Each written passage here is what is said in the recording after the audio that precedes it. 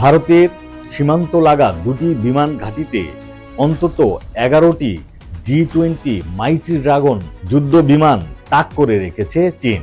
এমন তথ্য উঠে এসেছে স্যাটেলাইটে, যেটি দেখে সামরিক বিশ্লেষকরা বলছেন এ ধরনের স্টেলথ বিমান মোকাবেলার মতো শক্তি ভারতের নেই।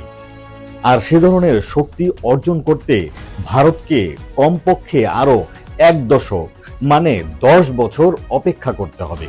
তাহলে এই যে স্টেলথ বিমান ভারতের দিকে চীন তাক করলো, তার রহস্যটা কি? স্যাটেলাইটের ছবিতে যে তথ্য উঠে এসেছে সেটি আসলে কি বলছে?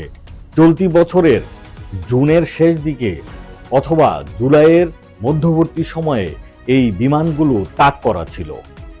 এই G-20 বিমানগুলো তাক করে চীন আসলে ভারতকে কি বোঝাতে চেয়েছে? তবে ভারতীয় গণমাধ্যম এনডিটিভি বলছে যে বাণিজ্যিক স্যাটেলাইটে প্রকৃতপক্ষে এ ধরনের কোনো চিত্র দেখা যায়নি।